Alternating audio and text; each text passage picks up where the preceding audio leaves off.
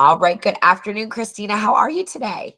Good. How are you? I am doing fantastic. I am so excited to film your digital cover letter today.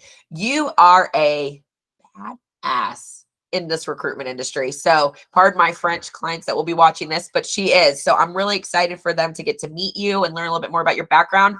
So, why don't you tell us a little bit about yourself to get started? Sure.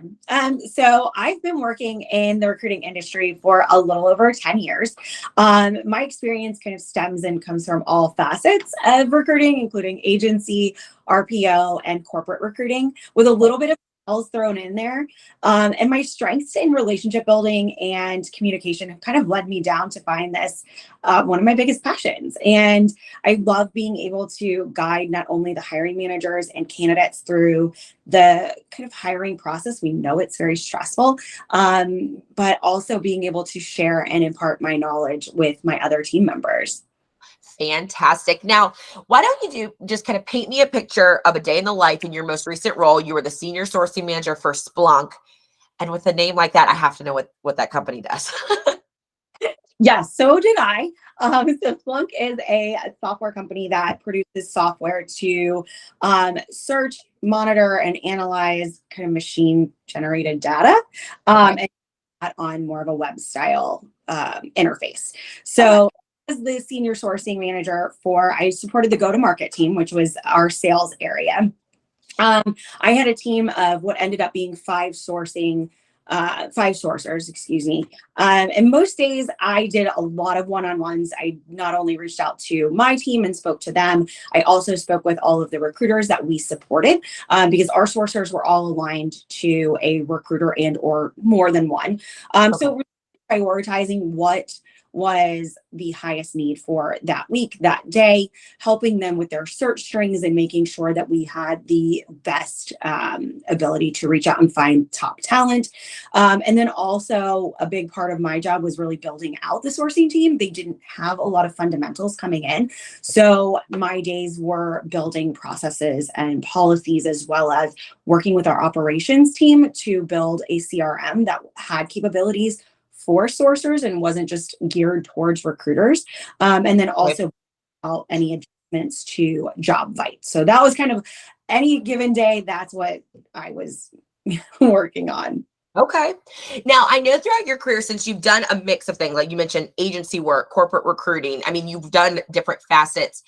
Would you say, because I was going to ask you what positions you've recruited for, but I'm sure there's an abundance. Did you have certain types of job titles that you leaned more towards or that you found more strength in recruiting for?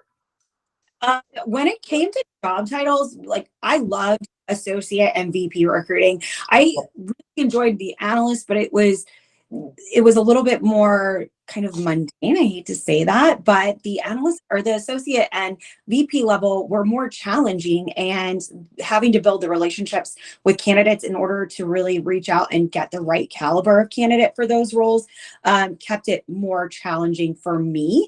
And I really enjoyed that, especially when they come back and they're like, you found me my dream job. This is exactly what I wanted, and everything aligns. It was much more, I felt, meaningful at that level. Wonderful. Okay. I love that. What would you say is one of the biggest highlights of your career thus far? I was thinking about this question. It was very challenging because I've had a long career so far. I've had a lot of really big wins, but the ones that I find that really continue to push me forward are the little wins.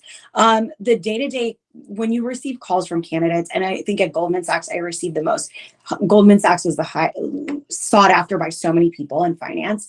So being able to hear from a candidate that you just found them exactly what they wanted, and getting those emails, getting those calls, not only right after they would start, but also down the line throughout their career, they would check back in. And that is really why I got into this industry and what has kept me here this long.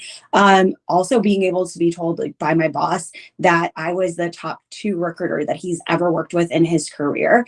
And knowing that the first one was the person who trained me to take over her role when she left the company. Yep. Those things that really, hit home for me. I think it's more meaningful when it comes to what I look back at and find excitement over. Okay. All right. Fantastic. Now, just kind of paint me a picture of the scale of the book of business that you'd be managing. Like, how many recs do you typically recruit for on average on your desk? That is a very valid question. And so I think most of my experience for the last few years, maybe 4 years, has been Goldman Sachs. It was very high volume. I supported the operations division there for the teams. We had 250 open recs at any given time across the entire, like half of the operations, because I split it. Generally, we would prioritize anywhere from 50 to 75 of those. And then we would work on those. Now, I also had a team of sourcers there that I had also helping to get candidates along with my own recruiting. So it was a very high volume. But from the time that we started 2022, so January of 2022 to June when I left, I had 65 hires walk in the door. Fantastic. That's something to really be proud of. That's a great number. It's a big number. Big number. I love it. What's your favorite recruitment tool to keep you organized? Or just your favorite recruitment tool? I'm sorry, it doesn't have to keep you organized. How do you like to find your people? Recruitment tools, I really loved LinkedIn until I became aware of something called Seek Out. And I really fell in love with that tool. It gave me some really different ways of searching candidates and also brought candidates to the surface that you wouldn't find in LinkedIn. So I think Seek Out and LinkedIn are definitely my top. Okay. All right. And then what would you say is your favorite piece of technology that keeps you organized on the day to day? Well, I could not live without my calendar because I've learned that you have to basically block out your entire day if you've got meetings. And I would just block in times to do whatever projects or to-dos that I needed to do or phone calls. And between that and OneNote, those are my top two technology. Otherwise, it is paper and pen. I love it. Fantastic. I love paper and pen. Now, this is my favorite question always, and it's not job related, it's you related. What is the most important thing to you when you think about the next company that you're going to work for? I think one of the biggest things for me is culture. I want to be at a company where they really value not only their employees, but also what they're doing. And to me, in turn, that makes employees want to show up for the day to day, and it creates an environment where you want to be there. And I know it's hard in a remote aspect, which most of us are kind of still dealing with, but I think it does come across if the company values their employees, it comes across whether you're in person or not. So that is one of the biggest things for me. Fantastic. Christina, I'm going to go ahead and stop the recording and chat with you a little bit more, but thank you so much for allowing me to record this digital cover letter for you. I'm really excited about it. Thank you so much.